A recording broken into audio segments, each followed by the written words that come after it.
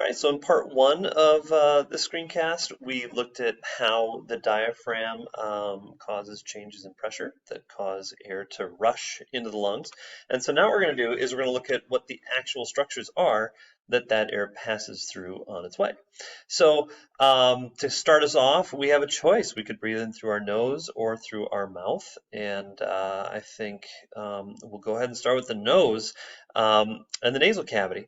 So what kinds of things happen in the nasal cavity? Quite a bit, actually. So first thing is that it warms and humidifies the air, and this helps limit heat loss. So you know your body is warm inside, it's cold outside, particularly on a cold day, and so it's in your nasal cavity that sort of cold air meets this warm air. And sometimes that actually causes, if the temperature is different enough, when that warm air leaves, it kind of condenses on your nose and starts to drip. So that's oftentimes why your nose drips in cold weather. So it warms and humidifies the air. It also filters debris, or as I like to call it, debris. That's a joke.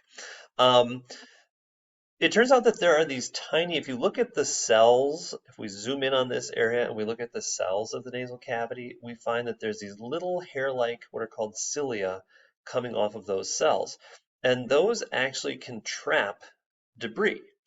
And if it traps debris, it coats that debris in mucus as kind of a defense protective mechanism to make sure that debris doesn't cause any problems.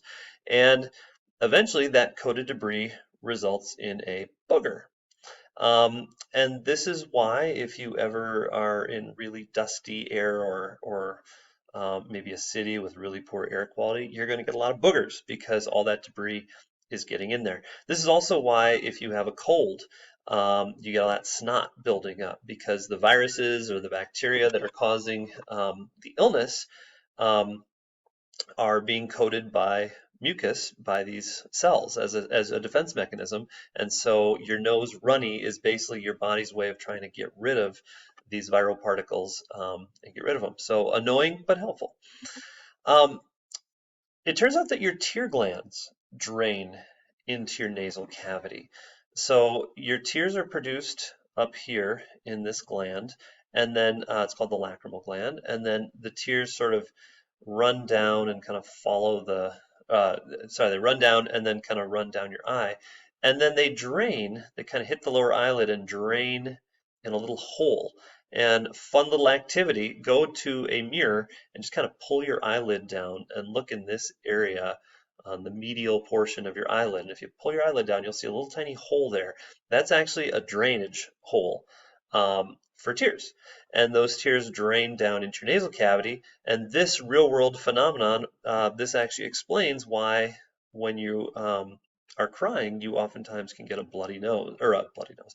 You can get a runny nose, and you need a tissue to blow your nose. It's because all those tears are running into your nasal cavity. The nasal cavity also connects to the sinuses. So remember we learned in the skeletal system about the frontal sinus and the sphenoidal sinus. Because of that, this is why you get sinus infections. Bacteria or viruses in the nasal cavity can make their way through these little passageways into the sinuses and then produce mucus, which can cause swelling and inflammation, and that's what leads to that sinus pain. The next structure after the nasal cavity that air will hit is the palate. Now, the palate separates the oral and nasal cavities. In other words, your mouth and your nose. Common word for palate would be the roof of your mouth, and you can feel it with your tongue. If you just kind of run your tongue along the roof of your mouth, you might notice that up near your teeth, it's kind of rigid and firm, and that's the hard palate. A little bit further back, it's a little softer and fleshier. That's your soft palate. Thank you, gods of naming. Those are nice, easy names to learn. Hard is the hard stuff, soft is the soft stuff. It turns out that the palate is a pretty unappreciated structure, and to illustrate that, we're going to talk about what happens if the palate is not present fully. So before we get to a palate issue, we're going to look at the lip first because it's a little easier to understand. So it turns out that the lip, or the face really, in fetal development develops as sort of two halves that kind of form together like this. And if the cells don't fully form together properly, you can get what's called a cleft lip, which is a developmental disorder where the two halves of the lip don't properly fuse together. And you just have this little incomplete area of varying severity. Here's a picture of a cute little child with a cleft lip. Now, other than the cosmetic issue, this is not life-threatening. And if you're lucky enough to be born in a wealthy nation, it can be fixed fairly easily through cosmetic surgery. So not a major deal, and you hear about people with cleft lips. It's a thing. You hear about these. A cleft palate is related, but in this case, it's the two halves of the palate that don't properly fuse together. In other words, the roof of your mouth doesn't fully form. You've got a little gap in there, and that gap can extend up, as high up as your nose, and it could be like two gaps. Here's kind of a gory, I shouldn't say gory, but kind of a picture that shows what this looks like, and you can see there's no roof of the mouth. There's no separation between the oral and nasal cavities in this baby. The reason why this is so dangerous for a newborn is that newborns depend on milk for food. And whether it's by bottle or by breast, when you get milk, you have to kind of suckle to get it. And when they suckle, they do this. Do that once. Where's your tongue hitting? The roof of your mouth. And if you don't have a complete roof of your mouth, where's that milk going to go?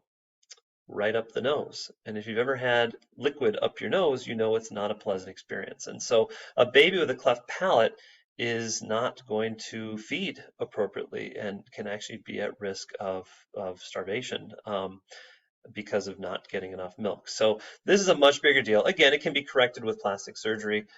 It's a bigger deal than the cleft lip, but it's manageable and can be treated. But it kind of highlights the importance of that palate, that roof of your mouth that you probably have never really taken the time to be grateful for. Be grateful for the roof of your mouth. Okay, so the next area is the pharynx. And the pharynx is this region where the oral and nasal cavities meet. So here's the nasal cavity coming in through your nose. Here's the oral cavity coming in through your mouth. This whole area is called the pharynx. It's that space right there. Interesting things about the pharynx is it lets us do cool stuff. This is how milk would shoot out of your nose. So to understand this, imagine that you're just sitting in the cafeteria at school, chillaxing with some buddies, and you take a little drink of milk, gulp, and that milk is headed down, and you're about to swallow it, gulp, and then all of a sudden, Mr. Sanger walks by and tells a joke and says, "Hey, how do you stop a rhinoceros from charging? Take away its credit card."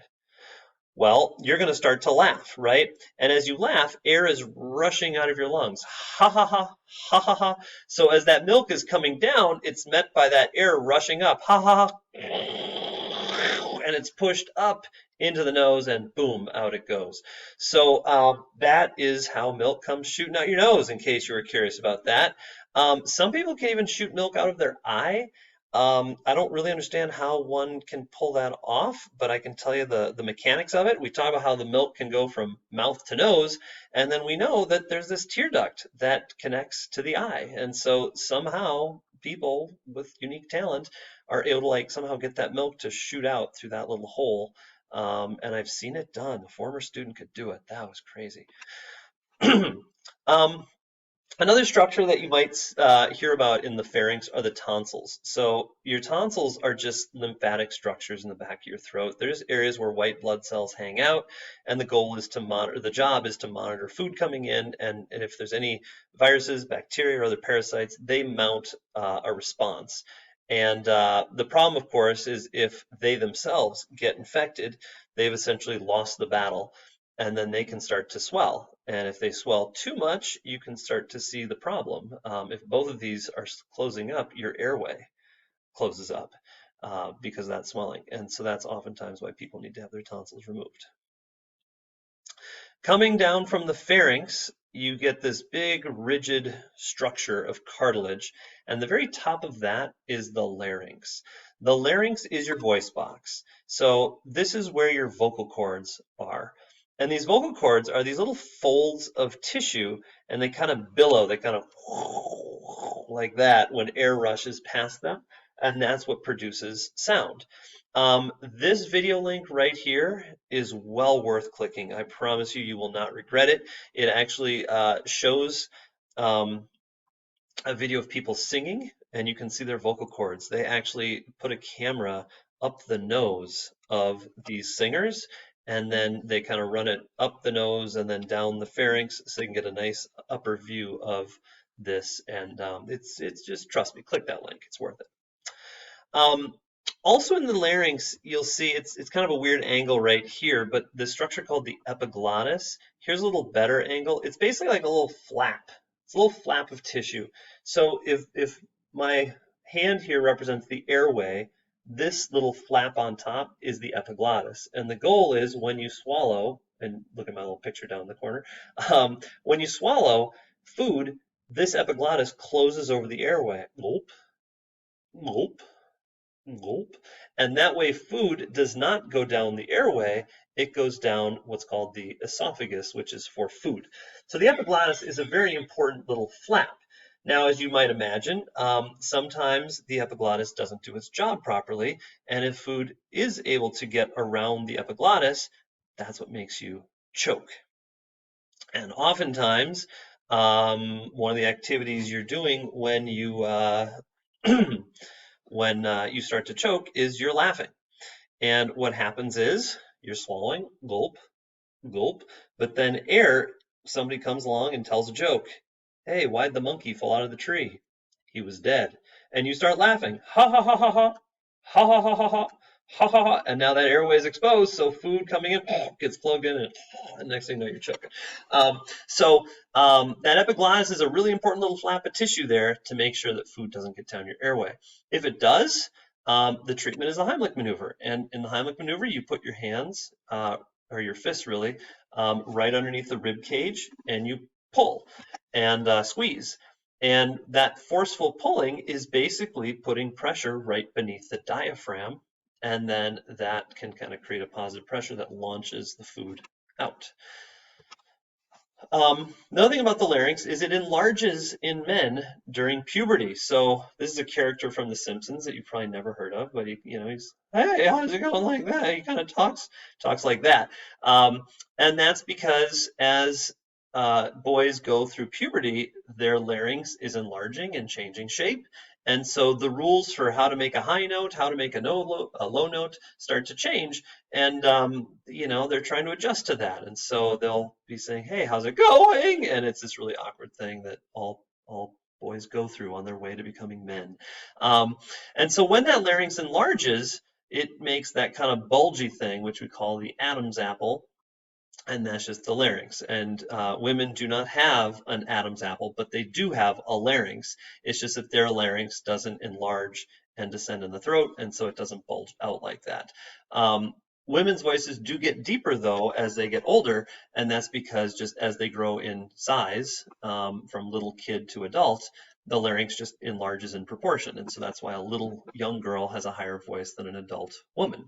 But men have this extra deepening because of this enlargement that's happening there. I think I'm going to pause right there, and we'll pick this up with part 3.